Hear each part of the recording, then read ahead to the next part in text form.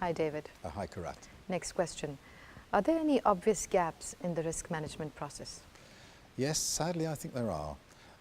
We talked about using 6 or 7 questions as a basis for the risk management process. So those are, what am I trying to do?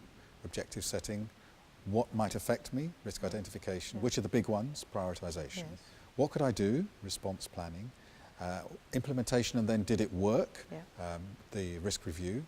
Who shall I tell? Risk reporting. And then keeping it up to date. What's changed? And so there's a standard risk process, and you'll find that implemented or reflected in the official descriptions of risk processes, whether it's in the ISO 31000 standard or in project risk management processes or operational risk or financial risk. It follows the same kind of approach. And so we would have something like plan the process, identify the risks, risk assessment, response planning and monitoring and review. What's missing very often is the step which we talked about in the last question, which is the most important step. There's nothing in most processes for implementing risk responses. That's right. So you go through, identify the risks, assess the risks, plan the responses, monitor. And what do we do between planning, responses and monitoring? Well, we're supposed to do the responses, but there's nothing in the risk process. And so there's a kind of assumption that because you've planned it, well, obviously you're going to do it. And the difficulty is that risk management is often seen as an optional extra, an extra activity separate from the real work. So I'm busy with my real work of running a business or of managing a project or of doing whatever it is I do. And then I have to do this risk thing over here and I write the risk register. But there's no connection between the risk process and the real work. And so if I have time, I might do these risk responses. But actually, if we don't implement the risk responses, as we said, then the risk doesn't get managed. So I think it's a real omission, a real gap in the risk process to have a formal step called implement risk responses. Now, one of the professional bodies, one of the standards, has started to make a change in that area. And that is the Project Management Institute approach for project risk management. And just in September 2017, they released the latest version of their guide to how to manage projects. And that has a chapter on risk management, which I was responsible for updating. So not surprisingly, I plugged the gap. And with the agreement of my colleagues in the Project Management Institute, we added in a step. So it says, blah, blah, blah, blah, plan risk responses, new process, implement risk responses, monitor and review.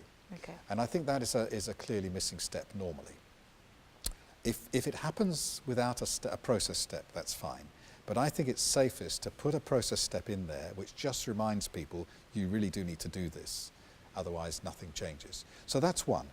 The second is it's really important that we don't make the same mistakes twice. That if we miss a threat and it turns into a problem, or if we miss an opportunity and there's a benefit which we lose, that we don't do the same thing next time that risk comes along. So learning lessons is really, really important. And often the risk process starts at the beginning of our initiative, whether it's a strategic planning cycle or a project or an entrepreneurial launch, a product launch or something. We start the risk process, we do it once and we stop.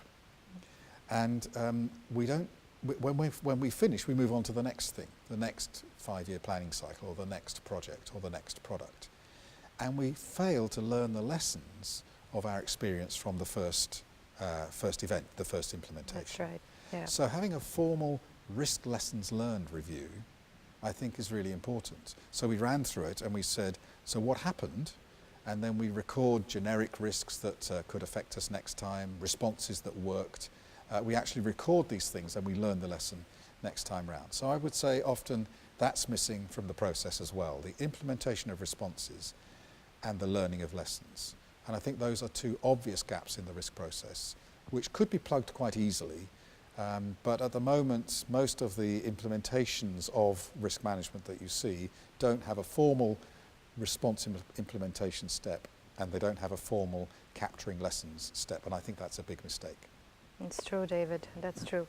It led me to a thought where I personally think, as a risk practitioner, I think that most people also, in addition to the gaps that you've mentioned, they forget to look at current and future data while managing a risk Yes. in a process or in a project or in a portfolio, etc. Yes. They just get too hung up on historical facts, empirical facts. What do you Yes. think about that?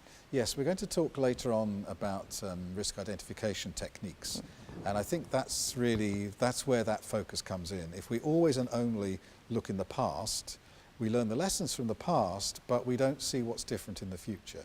There's a saying in the defense world that generals are always fighting the last battle. So what happens is, we had a battle, we went to war, and there was a particular enemy, and these tactics worked, and these weapons worked. Right. So now we have a new enemy and a new battle, so we take the same tactics and the same weapons and we apply them, and it doesn't work. Absolutely. So, we can't use old technology or old tactics to manage new threats in war. Yes. The same is true, of course, in business and in finance and in projects and in our personal lives. Every situation is new. And so risk management, I think, is really, my view, it's a forward-looking radar. It scans the future. Absolutely. It says what's out there and what's coming my way. Yes. Some of those things are bad and I need to move away from them.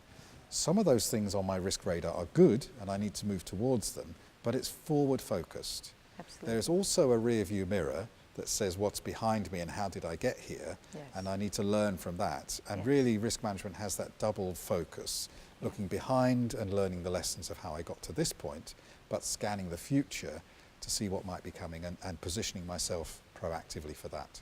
Very well put, very well. Thank you very much, David. Thank you.